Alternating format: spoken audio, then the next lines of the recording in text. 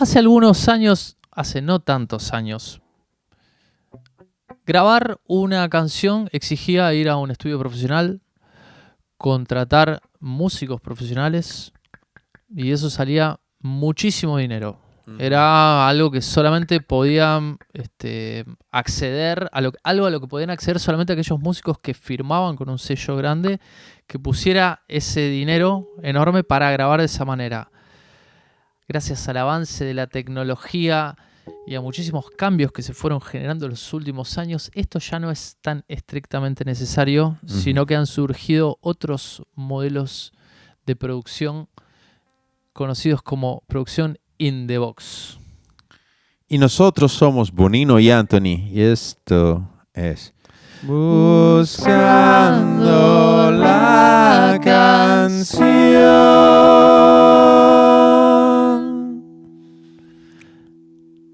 Temporada 2026. Temporada 2026. Muy bien, ya estamos de este lado del 2026. Y tú tienes que ponerte en esa cuadrícula y yo en esa cuadrícula. Ay, estamos de a poquito aprendiendo porque estamos experimentando. Tomando cursos de videos. Como los Tienes Beatles. que ponerte aquí, no, para ahí. Ese es tu sitio, pero tú estás súper incómodo.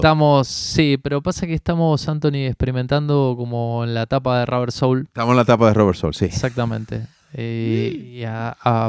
Tratando de adquirir los beneficios del gran angular. Exactamente. Y bueno, vamos a ver qué sale de esto. Vamos a ver qué sale de esto. Pero vamos para adelante. Señores, es un placer volver a retomar este podcast y ahora con más energías. Y hoy, como ha dicho mi querido Bonino, vamos a hablar de la producción in the box. ¿Qué es esto, Anthony? ¿Qué es esto? Bueno, resulta que antiguamente, cuando se hablaba de tener un sonido digital, era siempre algo como de peor calidad. O sea, cuando tú no tenías dinero para producir con los músicos y los medios que tú querías, tenías que utilizar recursos digitales, samples y muchísimas movidas.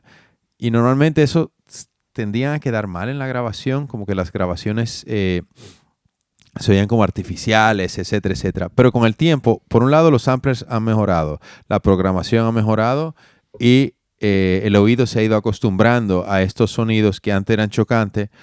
Hoy ya no son chocantes, ya estamos acostumbrados, los aceptamos y ya podemos producir tranquilamente con sonidos pregrabados sin que nos afecte. Entonces hemos entrado en una era donde realmente se puede hacer una carrera perfectamente haciendo música in the box. No es que no se podía hacer antes, pero normalmente el que trabajaba 100% in the box terminaba siendo un músico o de música electrónica y cosas así. Ya hoy en día no. Hoy en día tú puedes ser un artista muy acústico y sonar muy acústico y prácticamente tenerlo hecho todo in the box. Yo recuerdo cuando era chico decir MP3 era medio una mala palabra. Era algo que sonaba horrible, el MP3. Se notaba mucho en las frecuencias agudas. Los solos de guitarra de los MP3. Bueno, ahí se oía como sí. La estridencia. Y eso alguien ya como más especialista del sonido me lo explicó una vez. Y es que a esa frecuencia, digamos, donde la longitud de onda es más pequeña y la frecuencia mayor, le costaba mucho más digitalmente imitar eso, digamos, al hacerlo digitalmente con ceros y unos que en las longitudes de onda más grandes, que son las notas más graves, ¿no? Entonces, la verdad que los MP3 sonaban feos. Los samples de los MIDIs sonaban feos hace 25 años, 30 años. Sonaban como, vamos a decirlo... como en una lata. Como un karaoke cutre sonaban, ¿no? Sí, eso es lo que tenía. De hecho, se utilizaba mucho la música enlatada para hacer música de cine, como siempre. Y uno de los grandes pioneros de esto es el famoso compositor Hans Zimmer, que muchos de ustedes conocerán por la película de Batman y entre otras muchas películas. Y él fue de los pioneros en el sampleo, ¿verdad? Y efectivamente lo que dice Bonino es muy cierto. Los samples antiguamente sonaban latoso. Y también nosotros en casa no teníamos medios tecnológicos para hacer que todo esto sonara bien, porque seguramente en esa época meterse en un estudio era una cosa carísima y el único que quizás podía tener acceso a que estos samples pudiesen sonar bien era aquel que tenía los medios económicos o tenía en sus manos un estudio de alta calidad que le proporcionaran la posibilidad de oír esto mejor. Uh-huh. Es así. Queremos decir con esto que los músicos sesionistas han sido reemplazados totalmente, o que si quiero grabar una orquesta sinfónica da lo mismo hacerlo con músicos reales o no. Bueno, no, la verdad es que no da lo mismo. Y en algún punto también, en un mundo que tiende cada vez más a la artificialidad, en un mundo donde tú le pones algunos parámetros y le das una letra y un pedazo de melodía a una inteligencia artificial, saca una canción, digamos, que suena a priori prolija, digamos. Sí. No sé si la característica sería bien, pero suena prolija. En ese contexto, que quizás lo humano y lo real vuelve a tener algún tipo de importancia o vuelve a destacarse de alguna u otra manera. En ese contexto creo que cayó, por ejemplo, el Tiny Desk de Paco y Catriel, donde está prácticamente todo tocado por personas. Correcto. Son sí, un montón de personas. Yo creo que está todo tocado por personas. A lo mejor hay algo algún detalle, digamos, pero sí, está todo tocado por personas. Y eso de alguna manera, sin ser quizás la música más prolija o más correcta, porque tiene la variabilidad propia del error humano, hace que la música suene más viva, más real, hay una pulsión humana, vamos a decir así de alguna manera. Siempre hablamos un poco de que en realidad lo que nos... Es un muy buen ejemplo, por cierto, porque realmente aquí nos damos cuenta de una banda que era conocida. Yo había visto la cara de Catriel en algunas ocasiones porque era muy curiosa su cara y me llamaba la atención, punto. Pero yo nunca me había sentado a escuchar la música de ellos. Y ese Tiny Desk, tanto a mí como a muchas personas, obviamente, le abrió la cabeza de quién es este dúo. Ellos con sus discos no lograron lo que lograron con el Tiny Desk. O sea, es una... Sí. Primero porque son muy buenos performers, esa es la primera cosa que hay que decir. Visualmente es maravilloso, pero tercero porque tienen una buena banda, pero cantan bastante bien. Pero es el live, eso de ese directo que tiene ese yo que sé. Sí. Yo había escuchado el disco de Mis Compatriotas. Yo lo sigo, tuve la suerte de verlo en algún festival chiquito, apenas comenzaban, que éramos, 50 personas viéndolo. Wow. Me impresionó mucho verlo en vivo porque ya tenía eso. De hecho, el show lo hacía Catriel, Paco hacía algunas pequeñas intervenciones. Entonces, lo sigo desde ese momento que lo vi, que fue 2018. Sí, 2018 fue. Que lo vi en Buenos Aires. Y seguía disco a disco porque me encantaba lo que hacían, ¿no? Y escuché el disco cuando salió, porque el Tiny Desk no tiene canciones originales, son las canciones del disco que había salido ese mismo año. Y ese disco está hecho in the box. Ese disco está hecho in the box. Las canciones son las mismas, pero cuando salen los artistas ahí en vivo, con los músicos en vivo, con el colorido, con esa cosa de performer, sus caras, sus risas, sus actuaciones, cuando se miran los dos y tiene el tatuaje en el cuello, dice, es la misma chica, ¿no? Toda esa parte de la performance es maravillosa y le ha dado evidentemente una vida y bueno, es lo que ha conquistado el mundo, se han vuelto un grupo global realmente. Sí, se ha vuelto un grupo global. Así que ante esta pregunta que retórica, digamos, que yo me hacía un poco antes, de si la música, esta música de humanos puede ser reemplazada, bueno, yo creo que no. No, pero no. También vamos a ir ahora a la otra cara de la moneda, ¿vale? Uh-huh. Porque toda moneda tiene dos caras. Es un ejemplo muy interesante. Ahora yo te voy a abrir el melón del otro lado. ¿Cuántos grupos que antiguamente no hubiesen sido conocidos hoy en día pueden ser conocidos gracias a las ayudas digitales? Exactamente. Personas que igual no tenían antiguamente simplemente la calidad tenían muy buenas ideas y no tenían la calidad de poder ejecutar bien su música, antiguamente no tendrían cabida porque simplemente no eran buenos performers, y eso era más importante en aquella época que hoy. Y de repente hoy, a lo mejor tú no eres un gran cantante. No es que había que ser un gran cantante del todo, pero vamos a suponer que tú cantas ultra desafinado.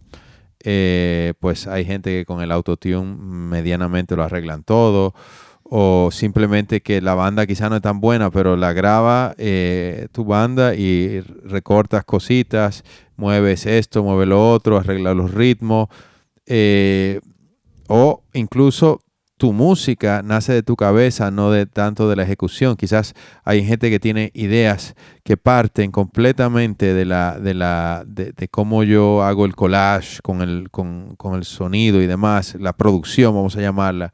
Entonces esas personas en aquella época donde todo era grabado en un estudio no necesariamente hubiesen tenido cabida. Hay un compositor mexicano que mucha muchacha, mucha muchacha, no sé si sabes de quién estoy hablando. Conozco la canción, no sé quién es, pero conozco la canción. Ok, este es un compositor que su música aparece mucho en bandas sonoras norteamericanas. Y él, básicamente, él hacía sesiones deberían de haber sido muy caras, porque él se metía en varios estudios y grababa una parte de la música, luego le daba el play a eso, y en otro estudio grababa otra parte de la música, y entonces con otros músicos, y entonces conseguía sonidos que no eran que eran muy artificiales, ¿no? Yo no me acuerdo el nombre de él, cuando me venga lo voy a decir, pero eran de las pocas personas que hubiesen tenido esta capacidad de subsistencia desde una perspectiva tan experimental. Quizás un compositor de música contemporánea. Hoy en día un productor tira más hacia utilizar el estudio de grabación como un instrumento musical, y cuando tú ya utilizas el estudio de grabación como un instrumento musical, es como la música electroacústica de John Cage, o la música electroacústica que pudo haber hecho ¿cómo se llama? Bueno, el que hizo la Trenodía para las víctimas de Hiroshima, que es inspiró mucho a la música de Radiohead, Penderecki, Krzysztof Penderecki, que él incluso luego empezó a hacer música de orquesta acústica, pero inspirada en las cosas que ellos hacían experimentando en los estudios de grabación.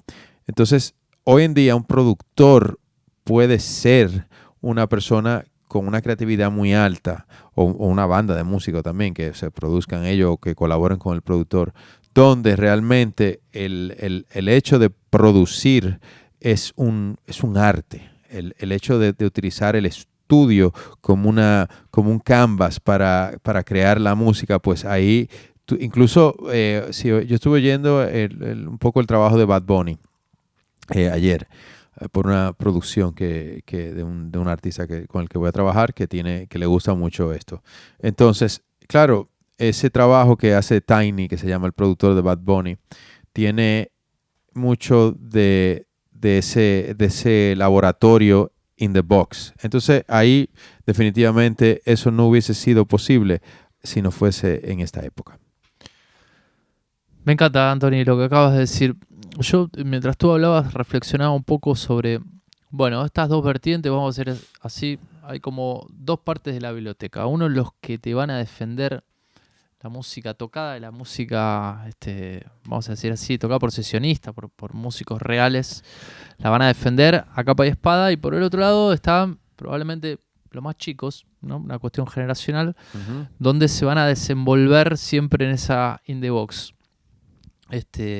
Me parece que lo más importante sigue siendo, y eso nunca hay que perderlo de vista, y seguramente hay más de un artista aquí escuchándonos, lo más importante sigue siendo para el artista tener clara la idea, tener claro qué es lo que quiere transmitir, saber que si tiene una buena canción, va por un lado o por otro lado, puede llegar a un muy buen resultado. Estoy de acuerdo. Entender que si un micrófono vale 100 euros o vale 300 euros, no te va a hacer mejor cantante o no te va a hacer más expresivo. Salvo si valen 1.500 euros. Sí, bueno. Las cosas en las cuales los artistas deben estar como interesados o su métier, por así decirlo, es en entender el mensaje, en tener clara la idea de qué es lo que quieren transmitir, entender el concepto de lo que quieren transmitir. Eso en definitiva pasan los años, las épocas, las técnicas y vendrán muchas más de todas estas técnicas, pero eso seguirá siendo lo importante y lo interesante. Por eso, incluso en la época donde los productores se han vuelto un poco vedettes, ¿no? Sí, ¿qué quiere decir vedettes? Y hace 50 años atrás nadie se enteraba quién era el productor de una producción. Solamente algunos freaks. Sí, y Pink músicos, Floyd, sí. álbumes como el Dark Side of the Moon. Exacto. Es como pasa un poco con los DJs o los productores de música electrónica. Era, vamos a decir así, el que estaba allá en la cabina, un poco escondido, de repente se volvió en el rey de la fiesta, el número uno, y el productor pasó a ser a veces más respetado que el artista, pero incluso en esa época los que siguen haciendo la diferencia son los artistas. Es más, me animo a decirte, los productores que hacen la diferencia son porque son productores artistas, no porque son grandes dominadores de la técnica, que por supuesto lo son, ¿no? Ni hablar, pero los productores artistas son los que siguen marcando la diferencia y está allí. Es decir, de este lado de la biblioteca o del otro lado de la biblioteca, el corazón de todo esto sigue siendo el mismo, y lo digo como si fuese una obviedad, pero a su vez sigue siendo lo más difícil, ¿no? Porque comprarse un micrófono caro con dinero se lo compra cualquiera. Ahora, hacer una muy buena canción, tener un muy buen mensaje, tener un concepto de artista donde eso se vea reflejado en, por ejemplo, no sé, las 8 o 10 canciones que tenga tu disco.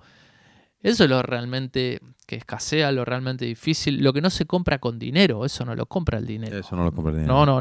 No hay forma alguna de comprar el dinero. Entonces, como artista, me parece que es interesante el mensaje ese. Quizás vivimos en una época donde se cree que el productor resuelve todo, y el productor ayuda mucho y resuelve muchas cosas y es muy importante, pero eso lo va a hacer en base a material que el artista proporcione, sí.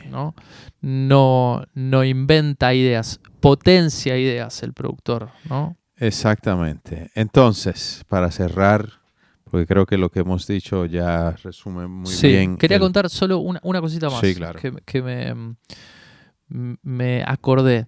Hay un productor argentino que se llama Seca, Francisco Seca, que es de mi ciudad. Lo conocí medio casualidad. Fue alumno mío casualmente. Wow. Pero él un día prendo la televisión y lo veo al lado de Shakira y de Bizarrap subido al escenario de los Grammys.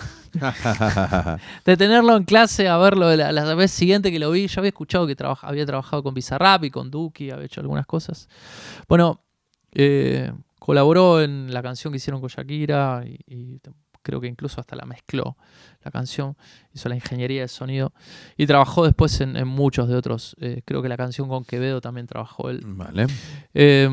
Y luego lo vi en una entrevista estamos hablando de un chico que tiene ahora, no sé, debe tener 25 años, una cosa así, ganador de Grammys, o sea, estamos hablando ya de una figura importante de la música a nivel global, ¿no? Estamos hablando de alguien que participó en un hit global, un número 1 global. Y en una nota hablaba de que estaba trabajando con un artista nuevo y estaba grabando un piano real. Y él nunca había grabado un piano real. Ah, mira. ¿No? Entonces, para aquellos, vamos a decir así, detractores de la producción in the box, ahí tenemos un muy buen ejemplo de alguien que, sin haber pasado por esos pasos tradicionales que supuestamente, porque alguien diría, Quincy Jones miraría y decía, nene, ¿cómo puede ser? En argentino, ya lo hice argentino a Quincy Jones. Diría, nene, ¿cómo que nunca grabaste un piano real? Vos no sos productor, te hubiese dicho, ¿no? Sin embargo, no solamente lo es, sino que es muy exitoso, porque claro, su cabeza, la estructura de su cabeza y las propias condiciones en las cuales se desarrolló, hicieron que él desarrolle esa capacidad de trabajar el in the box.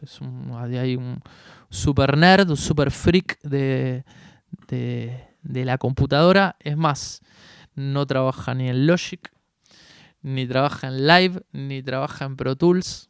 En Ableton o en FL Studio. FL Studio, ¿no? Es así. FL en Studio. fin, esa es la época en la que vivimos. Así sí, es. Y vale también. Mira si no va a valer, ¿no? Trabajo impresionante que ha hecho. Claro. Muy meritorio. Entonces, nada, conclusión, ya hemos dicho todos los puntos. Creo que ha quedado muy claro este episodio y creo que estamos en esa época y en esa visión en la que ya la producción puede entrar a este sitio en el que los productores básicamente fungen como artistas, en cierta forma, como dice Bonino, y hacen un trabajo de laboratorio dentro del ordenador. Y nada, que muchísimas gracias por escucharnos. Nosotros somos Bonino y Anthony. Y esto es Buscando la Canción.